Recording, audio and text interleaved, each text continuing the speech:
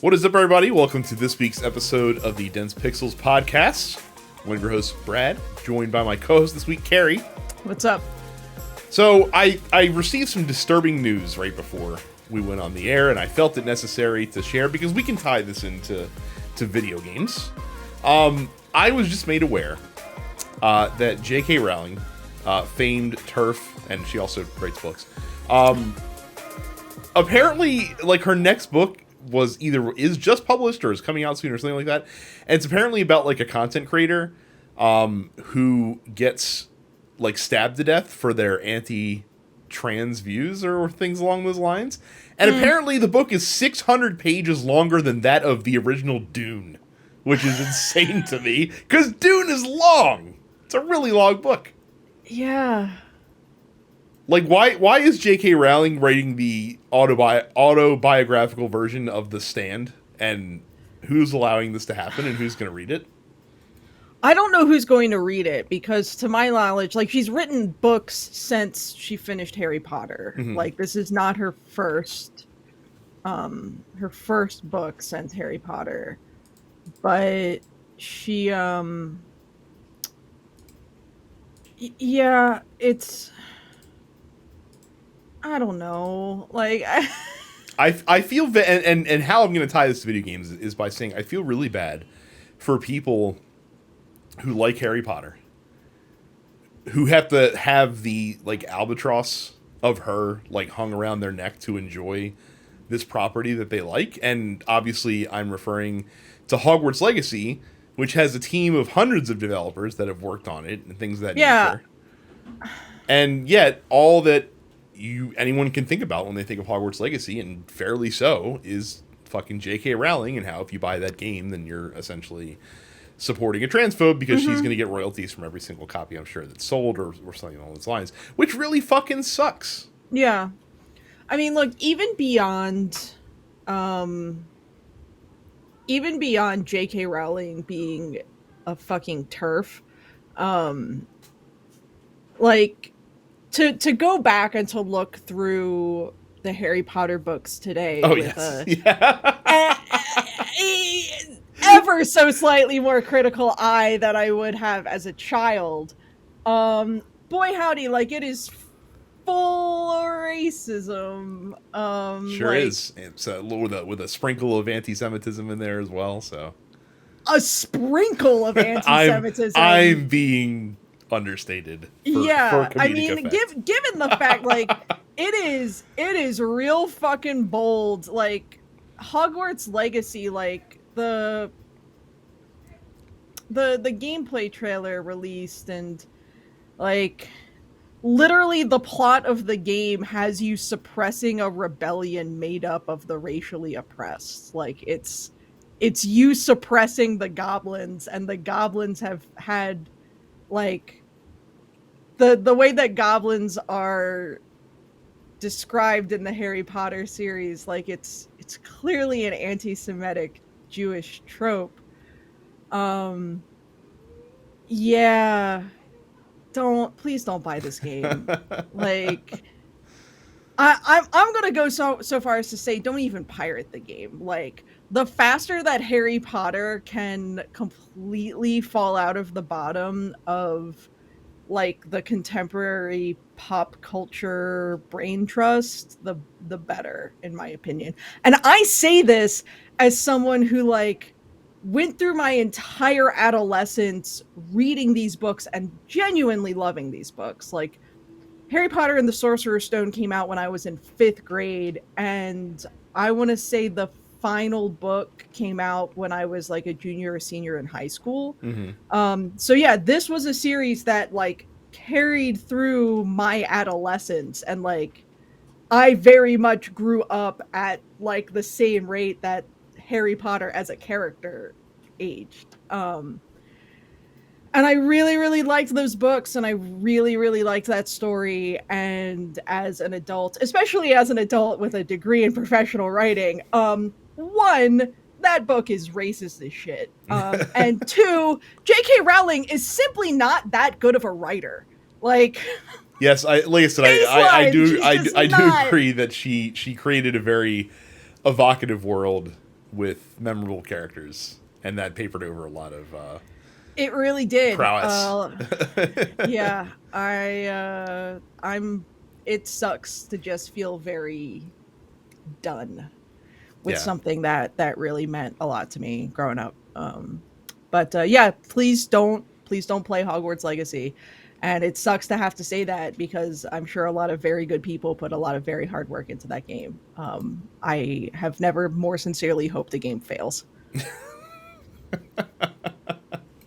Well, to switch gears completely into our first big discussion topic in the docket, all I have listed for this story is USA, USA, USA, because you might have heard the Sony PlayStation 5 received, or is receiving, I should say, a price increase in pretty much every major country around the world except for the United States of America, because we are apparently awesome, or it's more to the point that the dollar is actually very strong right now compared to other currencies, and so the money that Sony is making for these consoles in the US is going further. And also they know that Americans are very loud and entitled and would get very upset if they if they were to drop a price increase on us a couple years after the console came out. I find this interesting because this is really the first time that a console has ever increased in price, and Sony's blaming the strains on the supply chain and massive inflation around the world and all these things as reasons that they need to increase the price on the console. But this is uncharted waters. Like, we've never seen this before. If anything, consoles very exclusively go the other direction in terms of pricing. Microsoft did announce that they're not doing anything with the pricing at this time of the Xbox consoles, which I'm not surprised. That's a very easy layup for them to cash in on. Is just for them to just be like, we're not going to do that. Just keep it the same.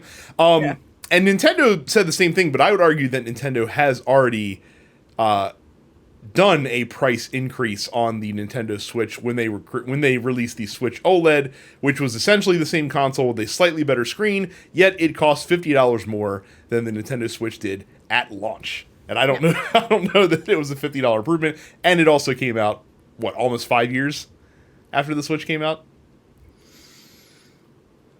Well, yeah, I guess so. Yeah, something like that. Because the original Switch dropped in 2017. Yeah. So I would argue that is indeed a price increase that they caught no flack for, because they were doing it under the guise of a new console SKU. A slightly new model. Yes. Do you think we're going to see this more and more as time goes on, or do you think it's a moment in time due to our current economic situation? I would consider this a moment in time, a bit of a Band-Aid situation, given the current global economic situation that we find ourselves in.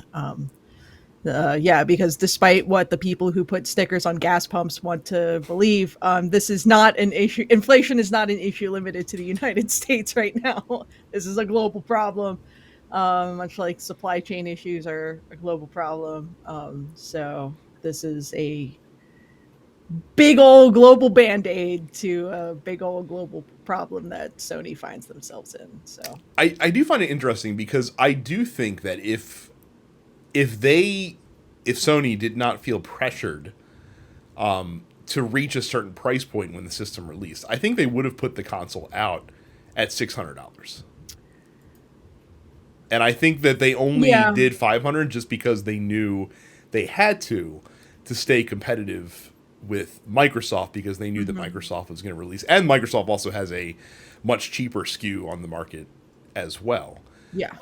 In addition to this, I think that there is a new SKU coming out for PlayStation 5 that just lowers the processing power.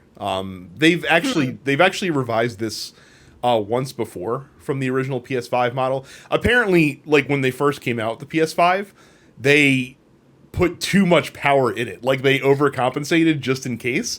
And then I think they're finding out as they go along that like, oh no, we're actually wasting a lot of resources by having all these massive processors in here that we really don't need because the games don't need a processor this powerful.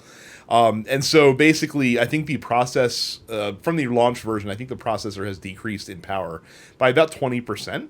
Interesting. Yeah, I don't think that gamers are going to see a real life impact from that. But from Sony, it allows them to buy cheaper processors and use smaller processors, which is saving them money on every PlayStation, which means they're making more profit, considering they're selling it for more money than they were before. Yeah. So, yeah, just very interesting. Again, this is very, very strange. Not that we would see a price cut 2 years into a console's life cycle, but I wasn't expecting to see a price cut on the PS5. Again, just 2 years into its life cycle. I wasn't even expecting really like a updated, like a slimmer model anytime soon either. So whatever, I've got one, so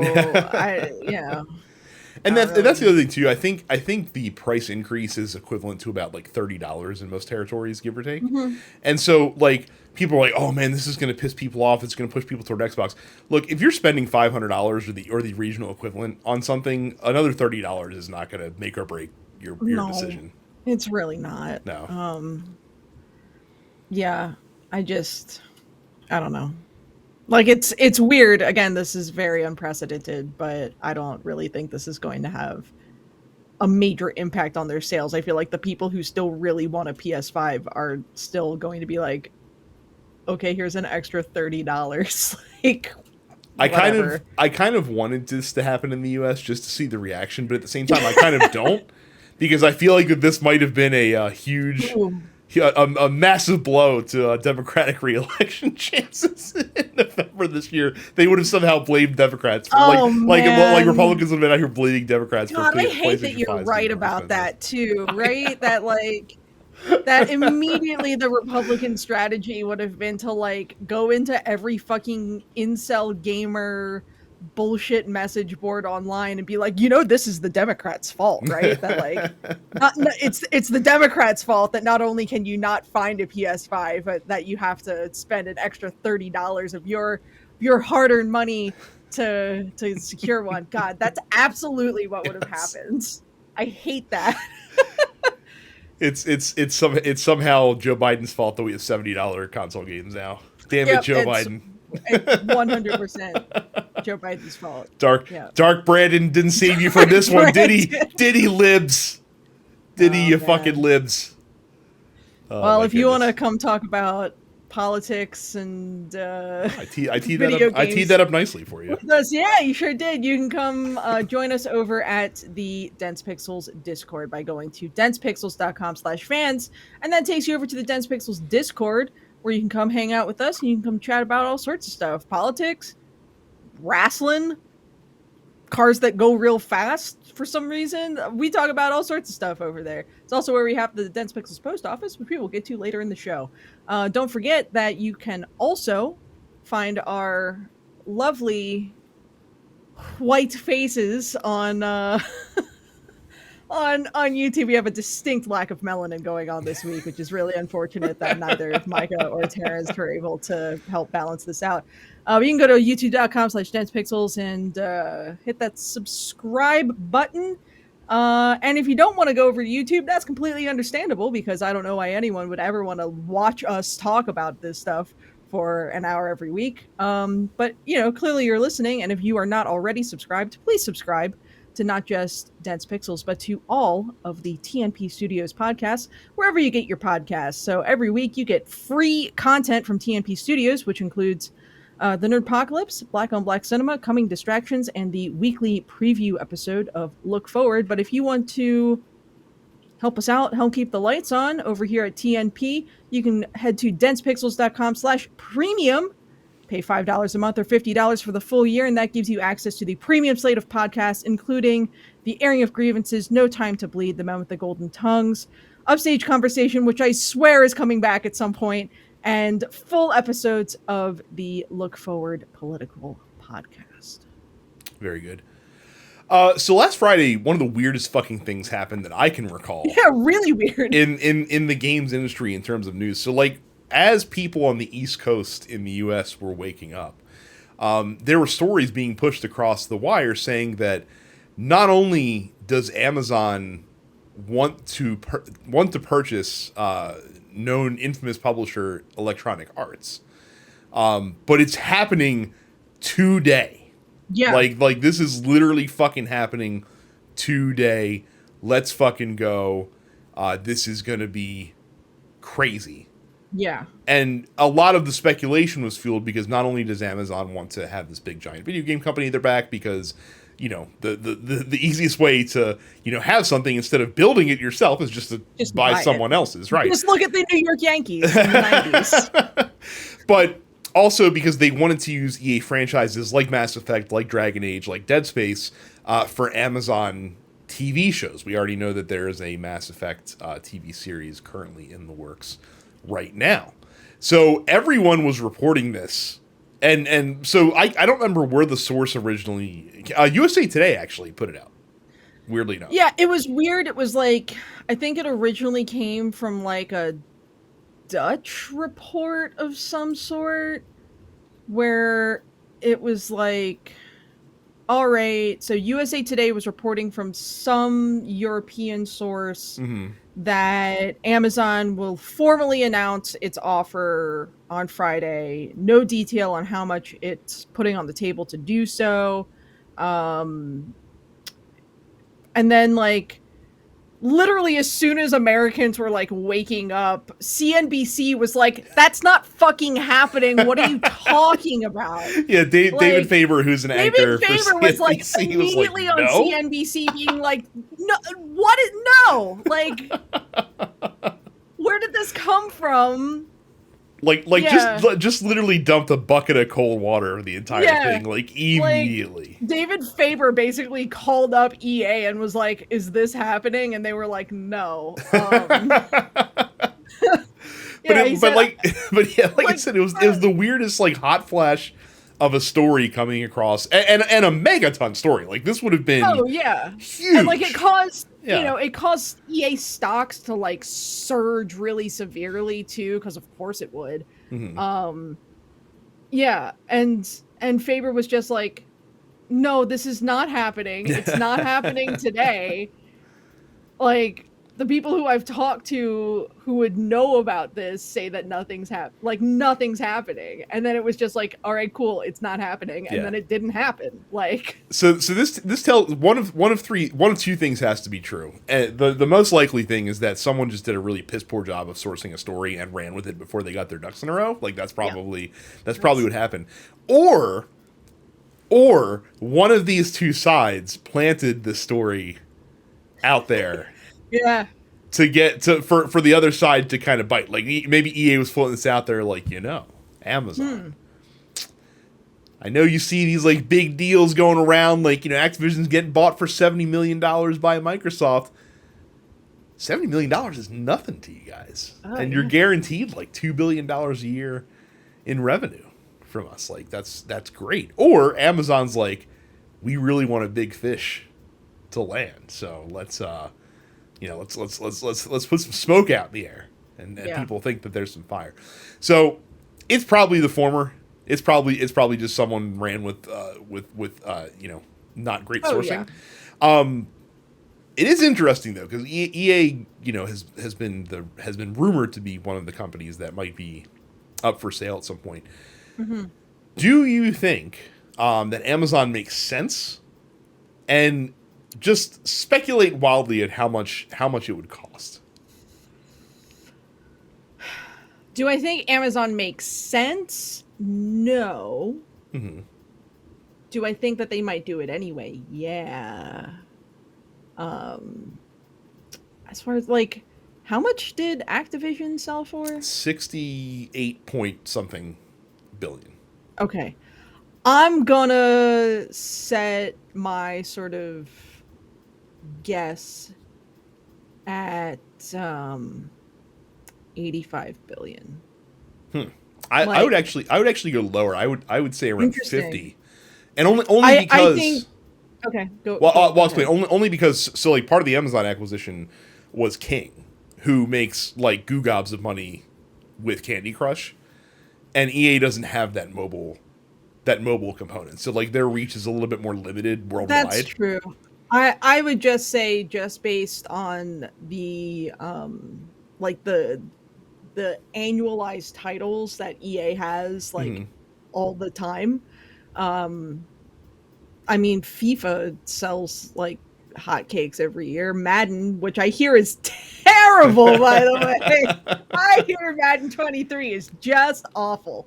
Yeah, I again, like, it might be terrible, but it sells. Hmm. So yeah, I don't know. I also think Amazon's the kind of company to want to put their dick on the table with how much money they're willing to spend on shit like this. Right. So also, EA doesn't have the terrible sexual harassment lawsuits swirling around them in the same way that That's Activision did. true. So And it's I really don't want EA to go to anybody. So like I don't either. yeah, like so it's one thing for Activision to go to Microsoft because Microsoft I feel like has proven to be responsible stewards. Hmm. And and Activision's company culture was fucking terrible, and I don't think that anything other than a complete overhaul of leadership would have fixed that. And I also don't mind like smaller developers like Bungie like going to companies like PlayStation because that's not a major like shift in the industry. Right. But companies like Amazon acquiring companies the size of EA, I just don't trust it because there's no corporations that seem to be able to act responsibly Oh no, or to like, act, like no. altruistically Look, in these I'm situations. not a huge fan of enormous media consolidation, which is ultimately what Microsoft buying Activision is, Yeah. and what Amazon buying EA would be as well, would just be media consolidation. But who knows? It feels like a very strange time for the industry right now. I mean, I go back to the fact that Activision was literally the original third party Hmm. game dev, because, like, history lesson, Activision was founded in the late 1970s by a bunch of former Atari developers that didn't like the company culture at Atari. So they were like, fuck you, we're going to make our own games. Like, we're going to make games for your system, but we're not going to work for you. Um, so yeah, that acquisition still feels a little weird to me. Um, so yeah, I mean, I don't know what's going to happen to EA. I would much prefer EA remain its own thing and not be bought out. Um, much as I don't like Ubisoft, I would rather see Ubisoft remain independent, of, the console developers. So Yeah, I feel like Ubisoft specifically is a couple major like big budget flops away from really being in trouble at some oh point here. yeah, So like Ubisoft. I wonder how much money I wonder how much development cost has been wasted on Beyond Good and Evil 2, a game that very My well might God. not see the light of day, or at least in the state that we understand it to be in, Yeah, I is not don't going to see think the that light of game's day. happening. Also, speaking of Ubisoft, Assassin's Creed Mirage was leaked today as the title for the next game in the series. It's due out apparently spring of next year and is set in Baghdad. Yeah, apparently it's a Um, continuation of God, what the fuck was his name? I can't remember the character's name from Valhalla, who was kind of the antagonist. yeah. But apparently it's a continuation of his story. Hmm. And they say about Mirage, they say like, oh, it's a return to Assassin's Creed, classic Assassin's Creed, and I'm just like, we got tired of classic Assassin's Creed. Yeah, everybody got real sick of it, Like and then like you made we've all embraced like the move to the Skyrim size RPG Assassin's Creed. Like we like that. yeah. Keep doing it, and I know we're gonna get that with Infinity or wherever the fuck the Yeah, live service they're like, Assassin's Creed oh, is gonna be we're called. going back to basics with Assassin's Creed. You're only going to be able to play as a little white boy, and we're back in the desert. It's like, no, literally nobody asked for this. Yeah. Um, so Yeah, I if wonder. that comes out and it's fucking terrible, then Well, maybe. I do wonder if back to basics literally just means smaller. Like, I wonder if they're going to keep the Mm, same like style of game, but just not, the 100+ hour epic that that the recent Assassin's Creed games have been. Big yeah. keep it focused on a single story, but it'll still be open world or at least like a self-contained open world kind of thing, and then go from there. So Yeah. we shall see. So Before we laud Amazon with praise and tell you how great they are. Did you play Splatoon this weekend during the I preview? did. Yeah, I I did too. did play a little bit of the world premiere Splatfest on Saturday. First I of all, liked it. which side did you I played support? on Team Papers Good basically papers. so that I could Yeah. simply play with my one friend who's a huge Splatoon Oh, fan. I So. was just gonna say paper is the correct answer in the rock paper Oh, scissors debate. So, okay. but yeah, no, I didn't I feel played as well. particularly strongly. I played as well. It upsets me that Splatoon wants you to use like the motion tilt as the default Yeah, control I scheme. just Like, fucking hate that. yeah, just let me And use an here's the analog thing, stick. the people who are really good at Splatoon all play using that I'm because you can sure. be super accurate if you figure out like how to move your controller in such a way. It's just I'm never gonna play like that, and I understand that means I'm never gonna be very good at Splatoon, um, which is fine. But yeah, I enjoyed it. Regular sort of team matches felt very much like classic Splatoon. The new super moves are pretty fun. I'm a big fan of that like shark looking motorbike that like can literally charge you straight into enemy lines and then explodes. Um, the did you do any of the tricolor matches? I did not. Okay. I only played for like an hour, and I just did a handful of the normal turf war, the team on team matches. Mhm. The tricolor ones I can imagine will be pretty interesting and very chaotic as well. So It was pretty chaotic, but like it was fun. So the way that the tricolor matches worked was it's like halfway through the Splatfest, they were like, "All right, cool. Team Scissors is ahead." And so the way that the tricolor matches happen once they become available at the sort of halftime mark of the event is Team Scissors has 4 players, and then Team Rock had 2 players, and Team Paper had 2 players. So basically, it was sort of like, all right, cool, like time to gang up on the team that's ahead and see who wins. And it's still just sort of like turf war mhm. style, like whoever covers the most area still wins the match. But it's still sort of like 2 teams working against the third in a way that I thought was like Oh, so it pretty wasn't pretty like I assumed compelling. it would be like 4v4v4 kind of a No, situation. it's still just an 8-player match, but it's 2 players from each of the 2 teams that are not ahead at the halfway point versus Hmm. 4. But the team that's ahead is like sort of stuck in the middle Hmm. and sort of has to defend Oh, themselves I see. So from it's so that all so sides. they're surrounded, and the other teams can close in on them. Okay, Yeah. that's more interesting than just having having the two sides that are losing just be paired up with each other, I Yeah. suppose. But is it still like, are you evaluating all 3 teams separately, or are Yeah, you so looking all at, three okay? teams are considered separately. So you still want to splat more of the arena than the other team you're sort of working with.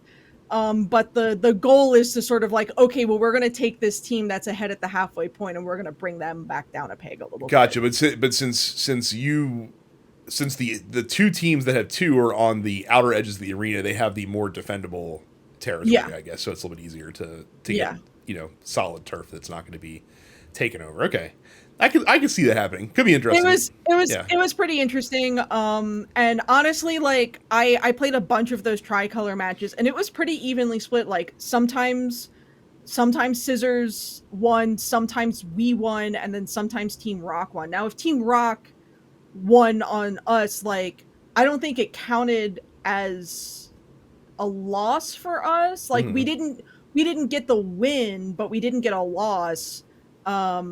because we were still on the side that wasn't scissors. I don't know how they calculated the points with that. But it was like it sounds like a Nintendo multiplayer game, more complicated than it absolutely more has to complicated be. than really necessary. So that's fair. But yeah, I mean, it was a fun time. I will almost certainly be buying this when it drops. Yeah, I'm probably gonna pick it up too. For me, it comes out at a really unfortunate time. Like the game releases literally on a day that like I'm leaving for a long weekend, so I'm not really gonna get a ton of time in on it until I get back. But I looked over the upcoming list of games that were coming out through the end of the year, and it is lean to say, it's very lean. Say the least. Yeah, it's real lean. Now that being said, I have a handful of games that I'm like kind of stoked on. Between Splatoon 3 and then Harvestella. Yeah, I watched the preview for that. I might try to show that to my wife because I think that she might. It's like if Rune Factory was a good video game. Yeah, and my not concern per se, but my only worry is that she wouldn't like the RPG, like the action RPG aspect of the game. Okay. But it looked not like it looks from the demo that I saw. It looked like the balance of the game keeps that even keel because you are not able to just like sink into that, nor can you just sink into the farming aspect. Like you have to kind of rotate between them. Really balanced. Literally Harvestella looks as though like some developer at Square Enix was like, I really like the idea of Rune Factory. I just wish it wasn't a janky, mediocre mess to play. So they made Rune Factory, except it's good now. Yeah. I'm sure you and I watched like the same Treehouse presentation demo that Nintendo did last week on it. God bless those Treehouse kids. They're so excited about the most banal things in the games when they're presenting them.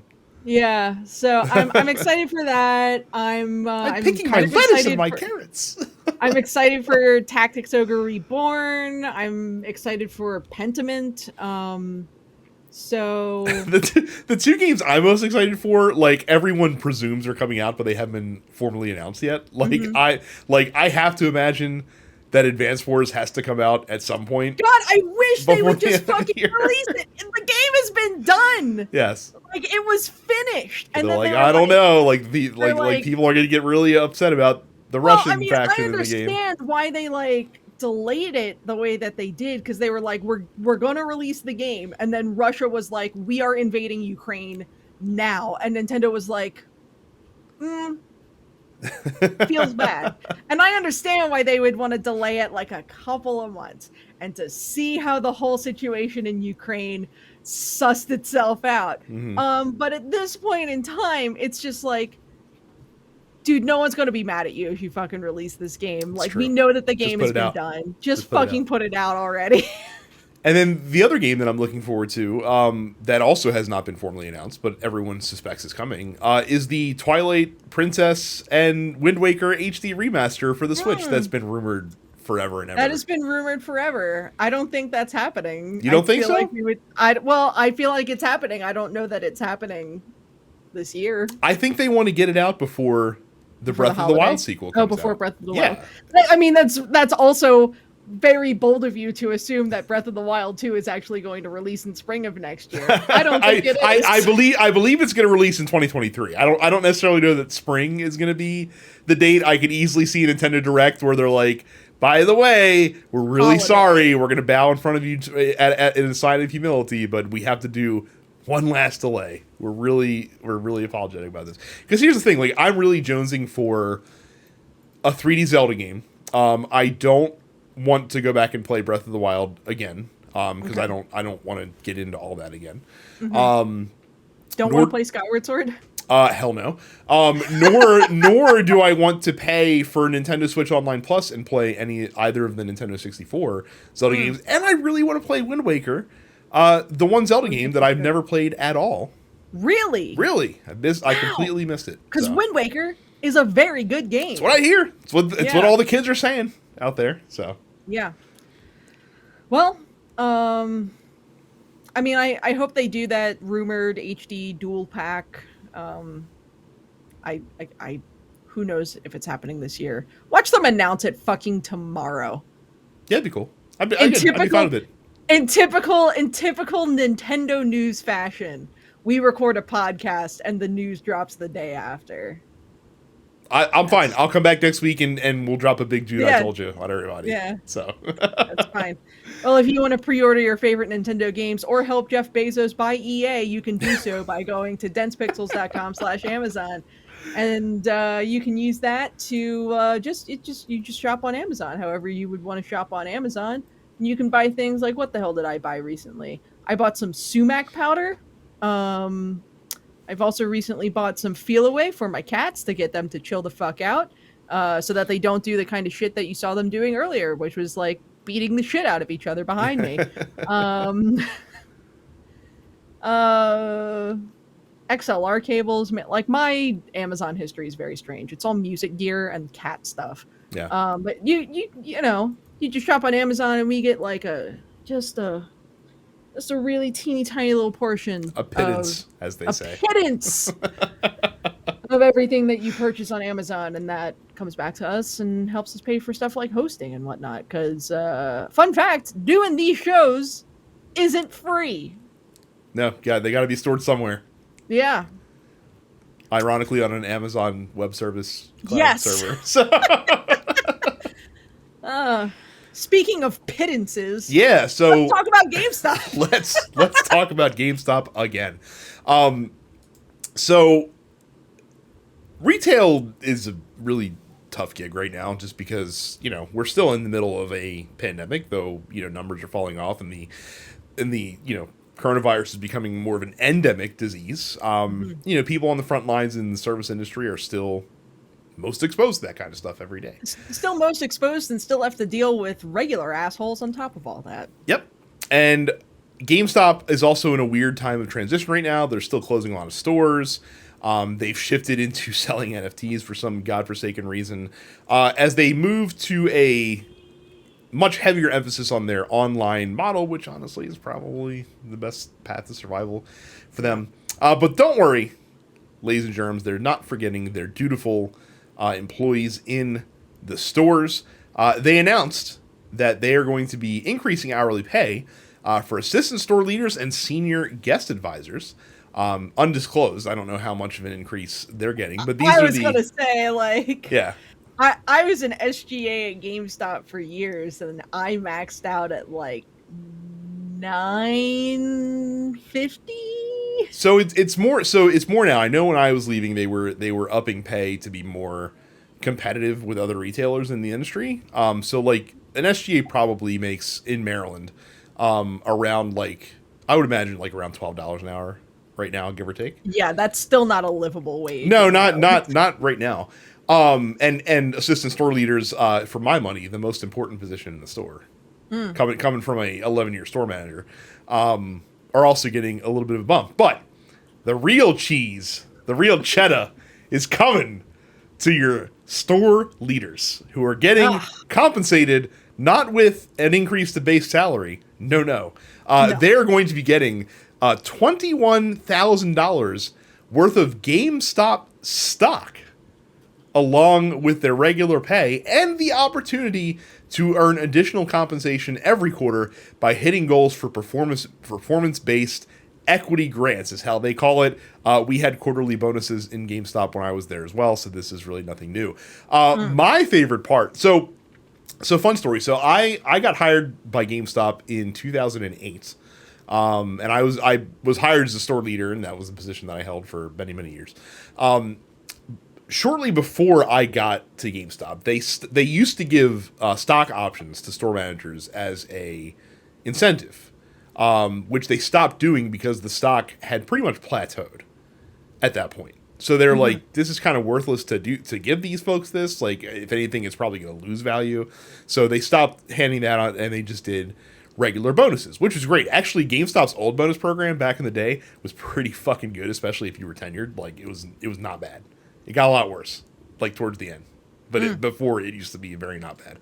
But now they're giving folks stock again. And there's an easy reason for this, is because stock is pretty inexpensive to give as a bonus. As you're the company themselves, you can just issue new shares. It's not a big deal. Yeah. The other thing is that the stock is vested for 3 years. Now, for those of you that are not day traders in the market and know what's going on, and I was one of those people, I had to literally Google what this meant. Apparently, you have to work for the company for 3 years before you can even trade the stock at all. That's what vesting means. You don't you own it, but you don't have access to it. And if you leave the company before the 3 years time period, before the stock vests, basically, you don't get any of it. So, Which is basically, and this is a common tactic. Correct. When stock is given out, so that people don't take the stock and then fucking leave with the stock, or immediately sell it while the value of GameStop is higher than it will probably ever be for the foreseeable future. Like that's the thing that blows my mind about this. So let me see what GameStop is trading for.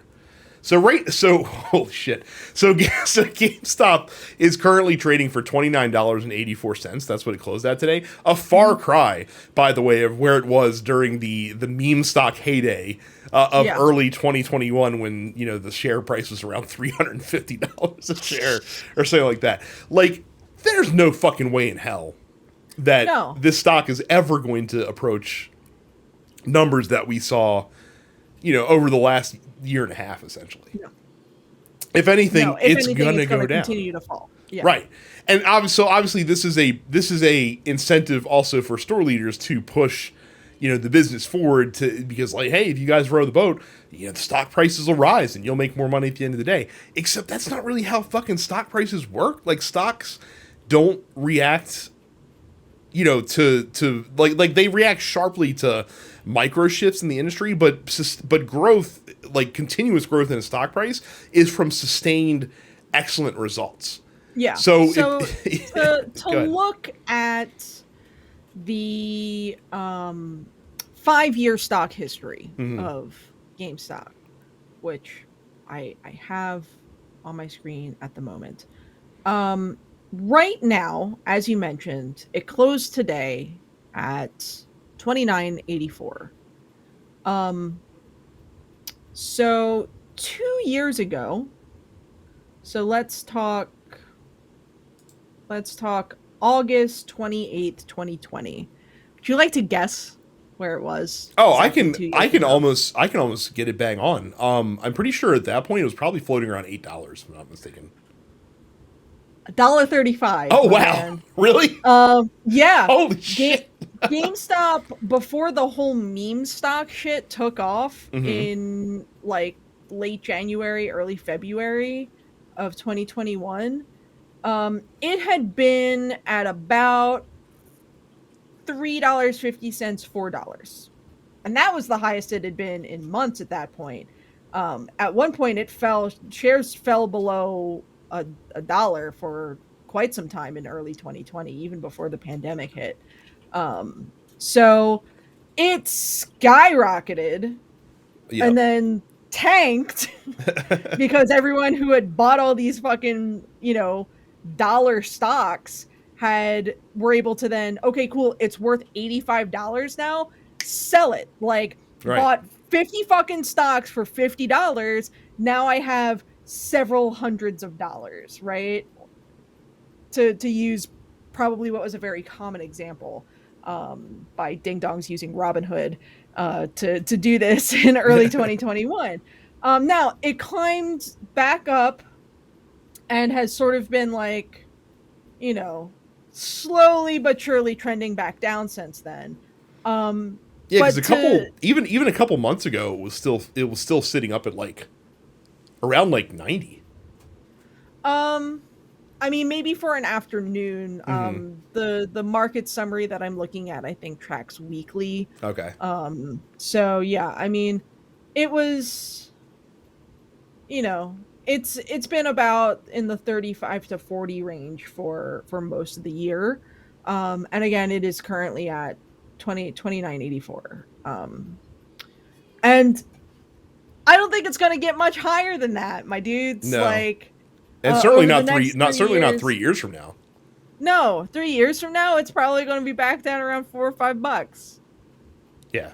So like I don't know. Like to me, I would think that maybe just pay your fucking people a Maybe competitive that. wage Maybe then that. maybe you don't have to worry about, you know, fucking turnover as much as you do, because that was always a big problem in GameStop as well, is that you had people constantly like leaving, and again it's because they did, even compared to other retailers, they did not pay wages that GameStop were as competitive. GameStop doesn't pay well, and the amount of work that people are expected to do in that store on a part-time basis, like, I know I've talked about it before, but like the reason why I quit GameStop when I did and how I did, which was basically just turning in my keys and being like, fuck this, I'm done, was because I was working as an SGA, which is meant to be a part-time position, and I was being worked 36 hours a week, which is like the most that they could work me without paying me full-time benefits,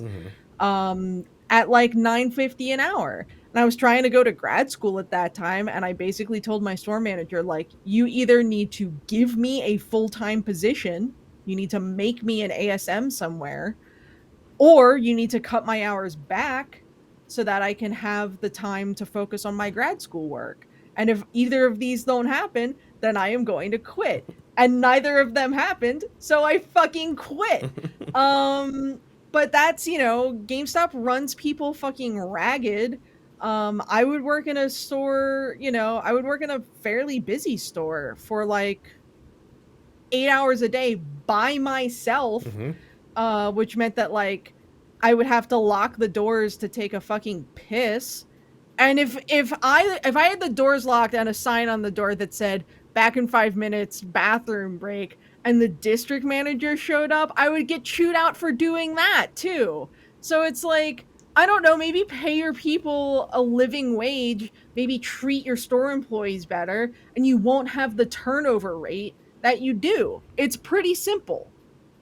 I remember I successfully made the argument, because I also would catch flack if, like, oh, you can't put a sign on the door and close the store for 5 minutes if you have to go to the bathroom. Like, well, if they're not going to pay to, to have people in the store so that you can have two people at least working at a time, like that tells me that they don't, that they want me to do this. Like if they're not going to, have two people in the store at all times, like they're telling me like, hey, you've got to go to the bathroom, then you got to close the store.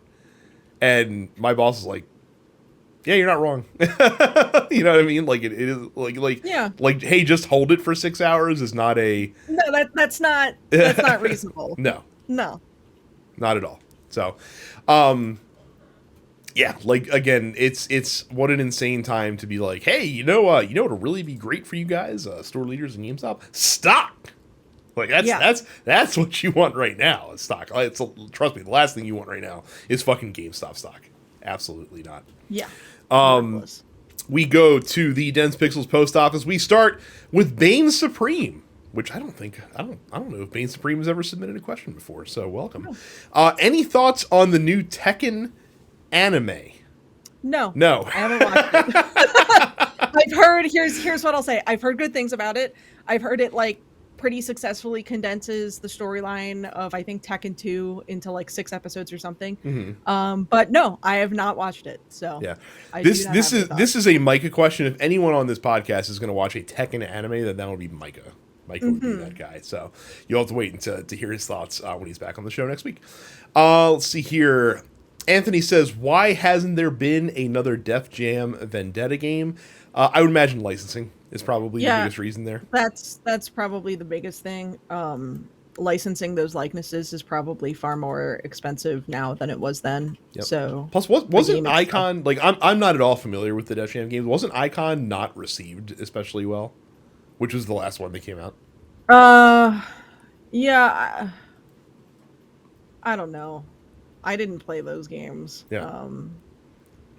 Yeah. See this is why having two whiteys on the pod is not it's not conducive to Def Jam Icon, I guess, was the last one, and that was 2007. Plus I think EA published those games at the end, and again, if it's not making buku money, then EA is not going to get in on the mix. So yeah, I mean, Def Jam Icon was the last like real Def Jam game, because I guess I guess they did Def Jam Rap Star, which was just like a fucking karaoke they game. did. I forgot about that. Yeah, I remember that. That came out 2010. So and like Icon was like a 6 out of 10 game, Yeah. right? So not exactly making them a ton of money. Yeah, I would have to imagine though that like it costs money to license the likenesses of people and to license their music, which is separate from paying for the rights for someone's face. Like, Right. I don't know. But then again, like people have also been like the developers have also been like fucking teasing like a Def Jam return for years, and it just hasn't happened. So I don't know. Yep. We'll see. But again, I also think that like Occam's razor, it's licensing. yeah, but also like Fight for New York. I don't like even if you get another Def Jam game, I don't know that it's going to have the same like magic that like Fight for New York This has is and true. stuff like that, because that game was a product of its time when Yeah. a game like that could thrive. And I just don't know that. Like I feel like it would be like when that new NBA Jam came out. Like it was fine, it played well, but it just didn't have that same je ne sais quoi that the original NBA Jam games had. So That's true. Film Wander asks, oh, so the question he asked about that was about last week about the portable like game consoles was screen transition, playing a game on a TV screen compared to a cell phone. The size of the screen never really bothered me, especially again, modern phones nowadays are like, 7 inches big anyway. So like that's totally fine. Yeah, this is yeah. I mean, for me, I've literally like started a Switch game in TV mode and then been like, oh, I want to watch the hockey game, and then Right. I pick it up and switch to handheld, and my vision's terrible, so if I can do it. But he also asks, is Disco Inferno the Michael Rappaport of professional wrestlers? Tries too hard, gets fragile, like Rappaport. So, first of all, Carrie, do you know who Disco Inferno is? I know that Disco Inferno is a song that I have played on bass many, many, many times. It is. So there was a wrestler, I believe his real name is Glenn Gilberti, which is also hilarious. Who basically his gimmick was he's the John Travolta character from Saturday Night Fever. Like that was literally Disco Inferno's gimmick. He had a decent run in WCW. He was a former cruiserweight champion, a television champion, a solid mid-card talent. But obviously he was saddled with a gimmick that was never going to get him into the mainstream, and he was a good but not great professional wrestler. Okay. I'm seeing some Google images right now. Yes. There's some choices being made here. So what this is all about? There was some drama in AEW. So one of their wrestlers, Sammy Guevara, cut a promo on one of their other wrestlers, Eddie Kingston, and commented on his physique. Eddie Kingston's a big dude, and is not necessarily like, what you think of as a typical professional wrestler in terms of his body. And that led to a backstage fight between, or some sort of dust between the two of them backstage. And so Disco Inferno, who I believe has a podcast, came out on his show and basically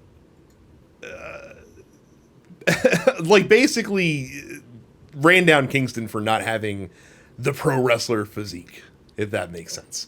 As if there's not like a variety of different physiques that can occupy professional wrestling.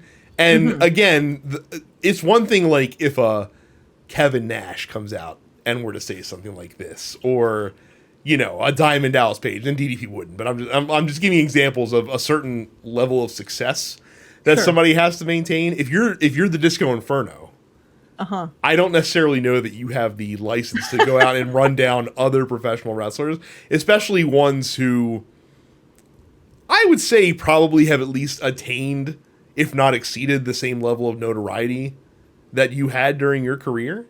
Like, it's not like Disco Inferno, you ever wrestled in the main event. Eddie Kingston's at least wrestled in the main event. Yeah. So, just my 2 cents on that situation. Apparently, a lot of drama going on in AEW right now, according to the dirt sheets. So, well, we'll see about that. Cam says, what is the game that you have regretted purchasing the fastest? His is Madden 23. Ooh. Well, I have a story about this. I believe I may have told it on the pod before, but it's probably been a very long time. So I remember, for those of you of a certain age, the EA Sports renaissance of baseball games in the early aughts was quite a thing. When they ditched the triple play moniker and they switched it to MVP Baseball, but completely revamped the gameplay. Those were the best baseball games, probably to this day, still just the most fun baseball games if you're a sim baseball fan.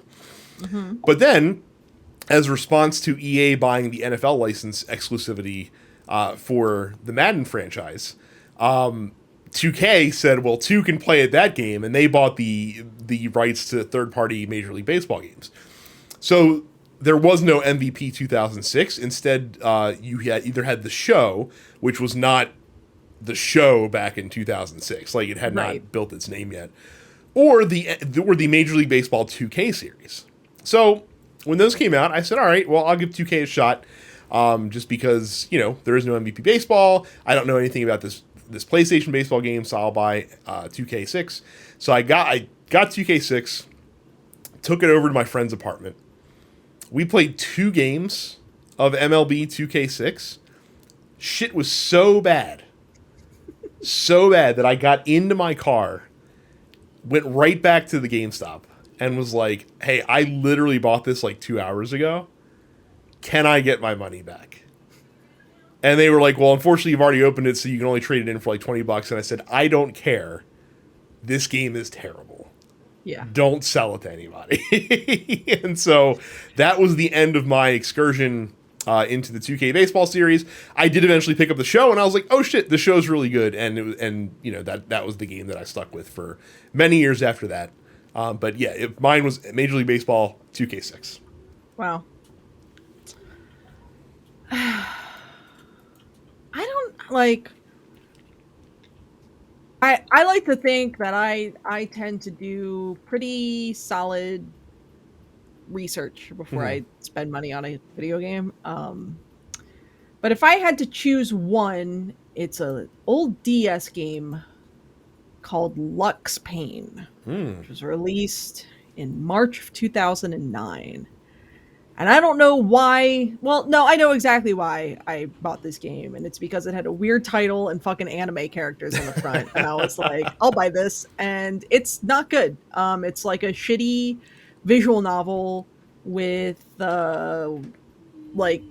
imagine, God, what's the Trauma Center? Oh yeah, I liked Trauma Center when it came out. So imagine Trauma Center, except it sucks, and that's what Lux Pain is like. Interesting.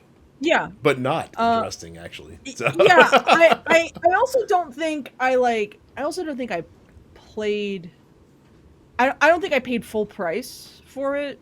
I want to say I maybe bought it for like $20 rather than $30. But yeah, this was definitely one where I was like, ooh, anime game, that's a visual novel. I like these things, so I'm going to buy this. And then I played it and I was like, no, this sucks. Yeah. After like 3 hours, I was like, well, not great. What did oh, that's right. Like 2K, like their whole thing with the baseball series, that so like instead of having the bases like superimposed on like a section of the screen, like it was literally around the outer edge. So like each corner was a base, and you could see like this little window with the base runner like running to the next base. It was so bad. Awful baseball game. Ramirius asked, is there a game moment that frightened you, but not in a horror game? Yo, every time I had to deal with Redeads in Ocarina of Time, I can't, like... Ocarina of Time is not a horror game, but Redead scared the shit out of me as a kid. There's enough, but I think like... they're supposed to, so I don't know if that counts. So I've discovered, in my time with Elden Ring, that Souls games have tons of enemies that kind of just sneak up on you because you're not aware of their presence, and they can scare the shit out of you as well, like when they just pop on your screen from behind you and like, oh shit, like they're swinging a fucking club at me. Yeah. The biggest offender of this probably the fucking hands in Carrion Manor in Elden Ring. And if you've played Elden Ring and you've been to Carrion Manor, you're probably nodding your head in agreement with what I'm saying right now, because those things are gross and they will surprise the shit out of you if you do not know to look out for them. So yeah, I've also definitely been snuck up on by things in like Skyrim and Fallout that have like caught me off guard and scared the shit out of me. But see, at least in those games, like it's first person and you don't have peripheral vision, so like you can at least like make the excuse for that. Yeah. But like Elden Ring is a third person game. Like I should be able to see what's going on around my character. It's not like it's over the shoulder. Like I can see my character's entire body on the screen. So yeah. Anthony asks, are there certain games where you prefer simulation over arcade or vice versa? I prefer arcade sports. I can't do simulation sports. Depends on the sport. If it's hockey or soccer, I'd rather sim. And nowadays, if it's baseball or really any other sport that's not those two, I'd rather arcade. Yeah. So, actually, I said racing. I also preferred simulation as well. So, well, actually, no. I can go either way with racing. I take that back. It depends on the game. I was gonna say, yeah, it depends on the game. Because like I feel like you probably enjoy Mario Kart as much as Mario Kart, Hot Wheels Unleashed was a lot of fun. So yeah, racing can go either way, but the other sports it's as I said. In a game with morality meter, do you play good or evil for your first playthrough? I don't know that I strictly do one or the other on a first playthrough. I tend to just sort of go with whatever I'm feeling. I also usually pick what comes naturally to me, unless there's a specific benefit to going one way or the other, like if you get access to certain abilities and powers that you wouldn't normally have, in which case I tend to go good because I'm not an asshole by nature. So I want to say the only time where I like really deliberately picked one choice over the other was playing the first Fable for the first time. Sure. And that's honestly because I feel like that was one of the earlier games where they were like, you can be a bad guy. And I was like, really? Like, the infamous games had a very black and white morality meter. So and there was actually like progression paths that you had to invest a certain amount of good or bad points into. So it was worth it to pick one or the other in the infamous game. So, and then what superhero is overdue for a good video game? Superman. Yeah, the answer is always Superman. In this case, because they just haven't been able to figure this shit out. Yeah. Which is bonkers to me that they haven't been able to figure out Superman. Yep. So I mean, you know what? I sort of get it because it's like on one hand, like Superman, come on, it can't be that hard to make a fun Superman game. On the other hand, there are a lot of comic book writers that struggle with writing compelling Superman storylines. So translating that to video games where Superman is literally fucking Superman, like how do you make a Superman game that's fun to play but also still challenging, but also you're Superman? So maybe someday they'll figure it out. Trey asks you, Carrie, have you seen Kojima's current favorite anime, like Chorus Recoil? And is it the most Kojima thing minus the convolution Kojima-ness? There's too many Kojimas in this. No, I have not watched that. I actually there's a lot of anime I just really haven't been watching. I fell off halfway through the most recent season of My Hero Academia. However, I do think the new season of JoJo's Bizarre Adventure Stone Ocean drops on Netflix like literally either today or tomorrow. So I'll probably be watching that this weekend. And I still need to binge watch my way through Spy Family. So I can't remember. Are you a sub or dub person with anime? I'm generally a sub person. That being said, I think English dubbing has come a long way since I first started watching anime 25 years ago. So it's it also, here's the thing, it really depends on the series. Shows that I watched as a kid dubbed, I really can't go back and watch sub today. I have no interest in watching subbed Pokemon episodes at all. I do not want to watch Pokemon with the original Japanese voices. I just don't. It's just I don't. Well, see, it's like in my mind, like when I think of anime, like I almost don't think of Pokemon as an anime, even though I know it is. It's a Saturday morning cartoon. Yeah. Like in my brain. So same thing with Dragon Ball Z. Like a lot of it I cannot fucking stand how high pitched Goku is in Japanese. It's just like, on one hand, it sort of works. On the other hand, it's just there's something in my brain that just says this isn't right. I also really want to go see the new Dragon Ball movie in theaters while it's still in theaters. So maybe I'll do that this weekend. And finally, Carl asks, have you ever played a game that had a therapeutic effect on you in any way? I find spending time in like Stardew Valley to be sort of therapeutic. Yeah, I like, played I want to say I played a lot of Stardew right at the onset of the pandemic, because everything felt very out of control, and Stardew felt like a world that I could exist peacefully in and exert some degree of control over. if I'm stressed out, I tend to gravitate towards games that require a lot of my passive attention, because I generally will play that along with listening to a podcast or like a long form YouTube video.